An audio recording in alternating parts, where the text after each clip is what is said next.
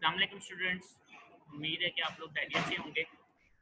अब हम लोग नेक्स्ट जो है वो डिस्कस करेंगे आज जो हमारा टॉपिक है वो है ATP cell energy currency. Okay, ये टॉपिक लॉन्ग शॉर्ट दोनों पॉइंट ऑफ व्यू से आ सकता है आप लोगों को।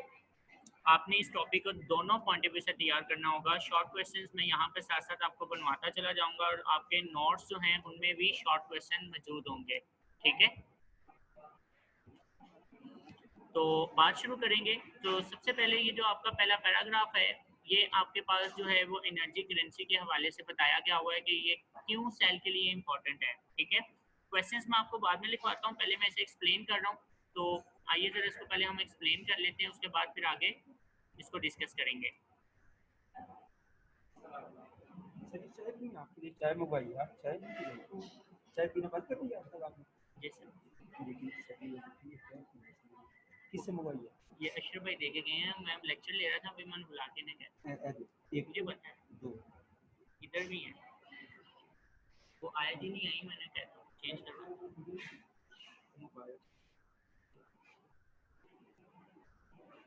यार, पता है तो मोबाइल के कोई अच्छा सा रीजन है पर वो होता लेक्चर रिकॉर्ड कर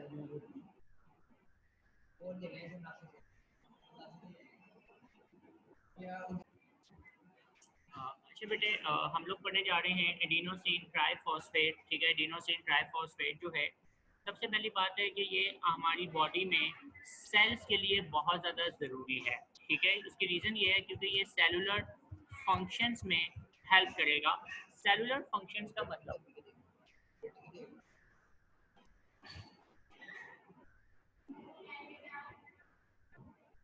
कब चेंज करवाना, मैंने इसलिए नहीं भी टेस्ट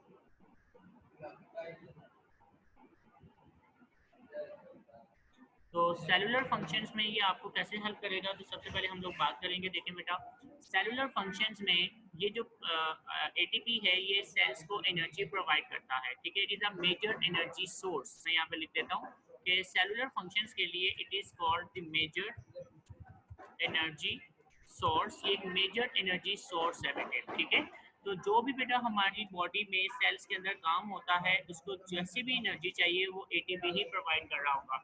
अब जैसे कि मिसाल के तौर पर कौन से सेलुलर फंक्शंस, अगर मैं यहाँ सेलुलर फंक्शंस की बात करूँ तो वो कौन से ऐसे सेलुलर फंक्शंस हैं जो सेल में होंगे और सेल उसके लिए एनर्जी को इस्तेमाल कर रहा है। तो देखें बेटा, सबसे पहली बात कि सेलुलर फंक्शंस के अंदर जो है ना वो आ जाती है movement of material.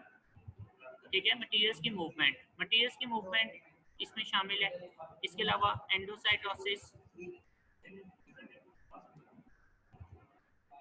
And exocytosis. ठीक है, ये इसमें शामिल है बेटे, एंडोसाइटोसिस और एक्सोसाइटोसिस। ये कब सारा टूटा हुआ, ये कब चेंज किया, ये अशरफ भाई कप लेके आए थे, इसके पास चाय ज़्यादा थी, जैसे मैंने कम पी। अशरफ भाई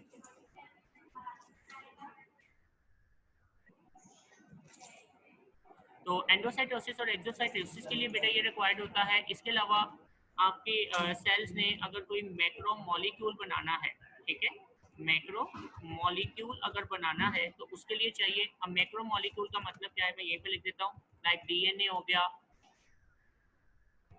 आरएनए हो गया, ठीक है, एंड प्रोटीन्स हो गए। तो बेटा इन चीज़ों को भी बनाने के लिए क्या चीज़ रिक्वायर्ड है, एनर्जी रिक्वायर्ड होती है, क्योंकि ये आरएनए, डीएनए, प्रोटीन्स, इनको बनाने के लिए भी बेटा बहुत ज़्यादा एनर्जी रिक्वायर्ड होती है, जो कि एटीपी प्रोवाइड करेगा। तो मूवमेंट ऑफ मटेरियल्स हो गया, एंडोसाइटोसिस एंड एक्सोसाइटोसिस हो गया, मैक्रोमोलिक्यूल्स की सिंथेसिस हो गई, और बेटा इसके अलावा एक्टिव ट्रांसपोर्ट, एक्टिव ट्रांसपोर्ट के लिए भी बेटा क्या चीज़ चाहिए, एनर्जी रिक्वायर्ड होती है। ये आपने डेफिनेशन में भी पढ़ा था कि active transport means the movement of the material from the area of higher concentration to the area of the movement of materials from the area of less solute concentration to the area of higher solute concentration, and this requires the energy in the form of ATP। और इसमें बेटा ATP की form में जो है वो energy required होती है।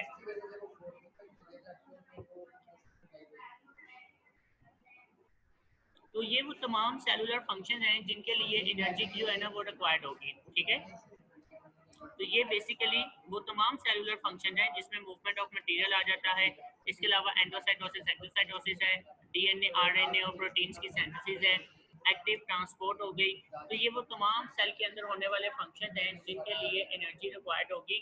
और जो एनर्जी है, ठीक है, वो बेटा कौन प्रोवाइड करेगा? तो बेसिकली वो एनर्जी जो है वो प्रोवाइड कर रहा होता है एटीपी। तो इसलिए हम कहेंगे कि जो एटीपी है it is a major source of energy for cellular functions. और सेलुलर फंक्शंस में ये हमारे पास सेलुलर फंक्शंस हैं।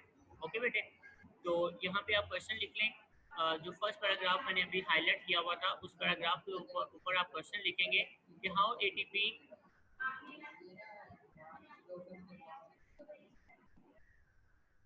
एक मिनट, मैं बुक शेयर करके वहीं पे इसका क्वेश्चन लिखवा देता हूँ। यहाँ पे लिख लें why ATP is a major source of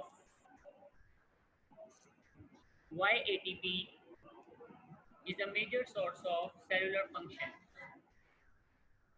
Why ATP is a major source of cellular function. Why ATP is a major source of cellular function. ये इसका पहला पैराग्राफ के ऊपर आप क्वेश्चन लिखेंगे। वो कहता है the major source energy source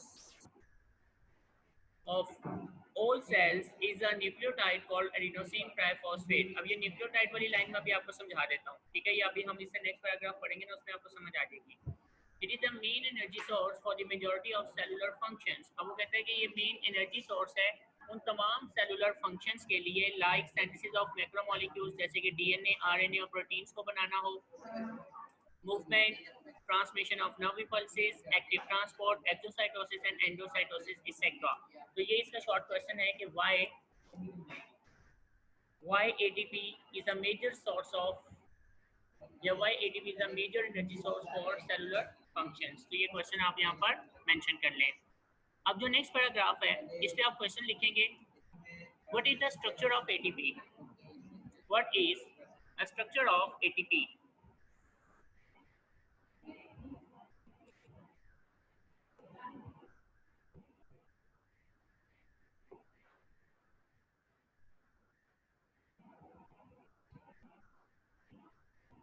What is the structure of ATP। इसमें से ये लाइन आप काट दें। Figure 7.3 shows simplified diagram of ATP। ये लाइन आप काट दें, बाकी एज इट इज आ जाएगा। अब मैं यहाँ पर इसको समझा देता हूँ ये है क्या चीज़, ठीक है। अब न्यूक्लियोटाइड क्या चीज़ है, देखिए बेटा, न्यूक्लियोटाइड जो है ना ये कॉम्प्लिकेटेड स्ट्रक्चर होता है जो कुछ इस तरह से होगा। यहाँ पर मैं कोशिश करूँगा इसको बनाने की, क्योंकि मेरे पास माउस नहीं है बेटे, तो इसलिए थोड़ा सा मे बी के डायग्राम चेंज हो जाए। ये बेटा हमारे पास जो है ना इसके अंदर एक 5 कार्बन राइबोस शुगर होती है, ठीक है। इसे हम बोलते हैं 5 कार्बन राइबोस शुगर, ठीक है बेटा। मैं यहाँ पे लिख देता हूँ it is a 5 carbon ribose sugar. ये बेटा 5 कार्बन राइबोस शुगर कहलाएगी। इसके एक तरफ आपको एक डबल रिंग नाइट्रोजनियस बेस मिलेगी। डबल रिंग नाइट्रोजनियस बेस मतलब इस तरह से ही होगी जैसे मैं यहाँ पे ड्रॉ कर रहा हूँ।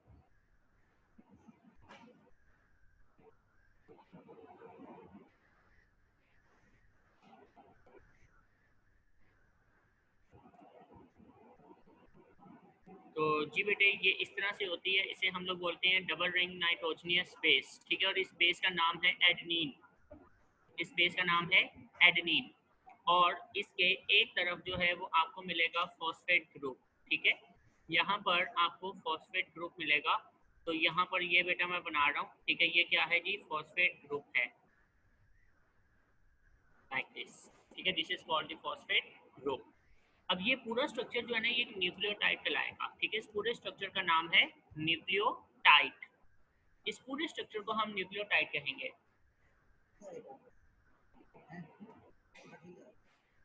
एवरीडे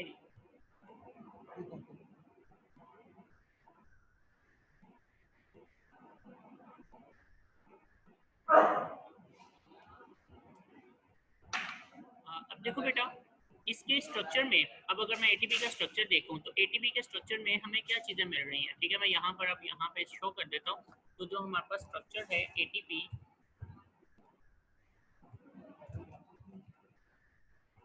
इसमें हमें बेटा 3 सब यूनिट्स मिलेंगे, ठीक है जी। देयर आर 3 सब यूनिट्स और उन 3 सब यूनिट्स में शामिल है 5 कार्बन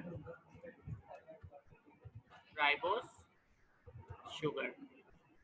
इसके बाद आपको मिलेगा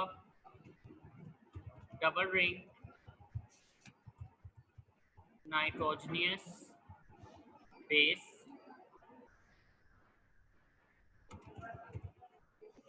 और उसके बाद फिर आपको मिलेगी बेटा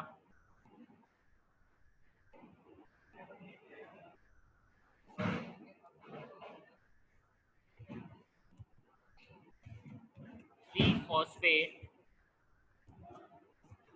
इन लीनियर चेन।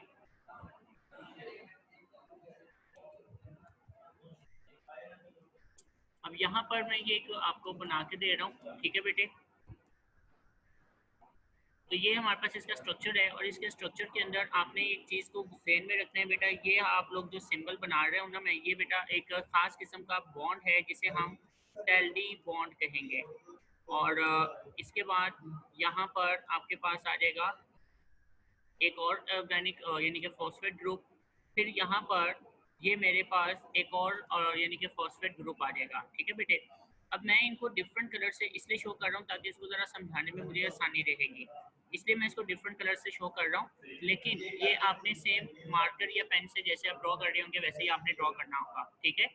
लेकिन अगर आपको इसका क्वेश्चन आता है कि what is the structure of ATP in a short question, तो आपको इसके साथ ये कुछ चीज़ें मेंशन करनी होंगी, जैसे कि बुक के ऊपर मैं आपको बता देता हूँ। तो ये देखें बेटा, आपने ये तो आंसर तो आपको पता चल गया होगा कि ये लाइन आपने पहले लिखनी है, the ability of ATP to store and release energy due to its molecular structure. और नेक्स्ट लाइन मैंने आपसे कहा है ये आप काट दीजिएगा और फिर आपने यहाँ से स्टार्ट करना होगा, दी each ATP molecule has a 3 subunits, that is adenine, a double ring nitrogenous base, a ribose, a 5 carbon sugar and the 3 phosphate groups in a linear chain, ठीक है।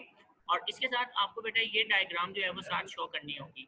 अब इस डायग्राम में एक बात आपने गौर से देखनी है, वो ये है कि बेटा अगर आप सिर्फ इतना सा हिस्सा देखोगे, एक मिनट, सिर्फ इतना सा हिस्सा, तो बेटा ये वाला हिस्सा जो है ना हम इसे एडिनोसिन बोलेंगे, ठीक है। यानी कि इसमें राइबोस और एडेनिन वाला पोर्शन आएगा, इन दोनों को कलेक्टिवली हम लोग क्या बोलेंगे, इन दोनों को हम लोग बोलेंगे एडिनोसिन, यानी कि ये एडिनोसिन कहलाएगा। लेकिन जब आप इसके अंदर एक फॉस्फेट ऐड कर दोगे तो ये पूरा स्ट्रक्चर जो है वो न्यूक्लियोटाइड कहलाएगा। हम इस पूरे स्ट्रक्चर को न्यूक्लियोटाइड का नाम देंगे कि ये पूरा न्यूक्लियोटाइड है। बेसिकली न्यूक्लियोटाइड को अब हम लोग कह सकते हैं कि it is called AMP. AMP का मतलब क्या होगा, एडिनोसिन मोनोफॉस्फेट।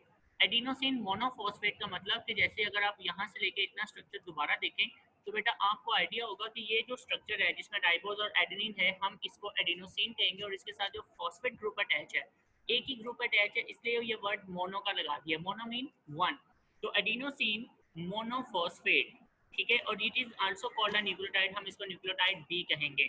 इसी तरह अगर इसमें मैं दो न्यूक्लियोटाइड ऐड कर दूं, यानी कि अगर मैं यहाँ तक दो न्यूक्लियोटाइड ले लूं, तो बेटा ये कहलाएगा adenosine diphosphate. Di mean two, यानी कि एडिनोसिन और उसके साथ टू फॉस्फेट अटैच है, इसलिए हम इसे एडिनोसिन डाइफॉस्फेट का नाम दे सकते हैं।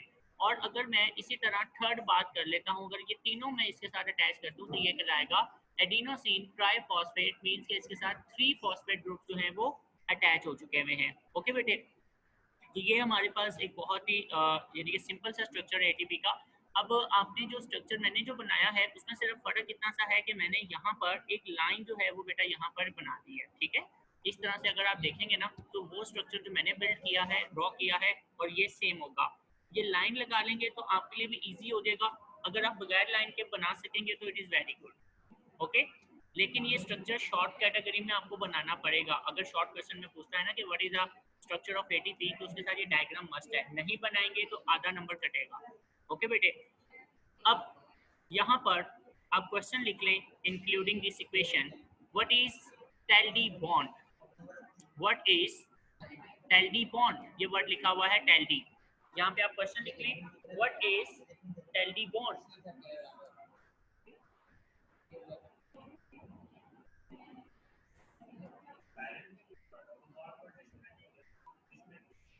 तो क्वेश्चन आप लिख लें, व्हाट इज टेल्डी बॉन्ड, कि टेल्डी बॉन्ड क्या होता है। और आपकी बुक के अंदर ना ब्रैकेट के अंदर ये सिंबल नहीं दिया गया होगा, इस सिंबल को वहाँ पे आप नोट कर लें, ठीक है। मोस्टली मैंने बुक्स में देखा है कि वहाँ पर ये सिंबल नहीं गिवन है, तो वहाँ पर ये सिंबल आप डाल लीजिएगा। ये सिंबल जैसे कि इस बुक में गिवन है, लेकिन आपकी बुक में गिवन होगा लेकिन बहुत ही लाइट होगा, आप उसको ठीक कर लें या वहाँ पर ड्रॉ कर लें। तो इसका आंसर मैं फिर बता रहा हूँ कि what is the tilde bond, वो इक्वेशन तक आएगा बेटा। अब टेल्डी बॉन्ड क्या चीज़ है इसको हम लोग समझेंगे यहाँ पर। तो देखो बेटा, ये वाला जो बॉन्ड मैंने ड्रॉ किया है, ठीक है, ये वाला बॉन्ड, इसे हम टेल्डी बॉन्ड कहेंगे। अब होता ये है कि नॉर्मली टेल्डी बॉन्ड जो है ना, it is a type of covalent bond, ये बेसिकली एक कोवेलेंट बॉन्ड की ही टाइप है, ठीक है। मैं यहाँ पे मेंशन कर देता हूँ,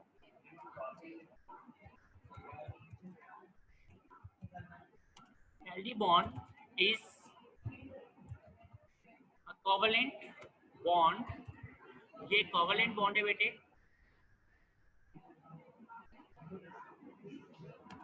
एंड हाई एनर्जी बॉन्ड, और ये एक हाई एनर्जी बॉन्ड भी कराएगा, ठीक है।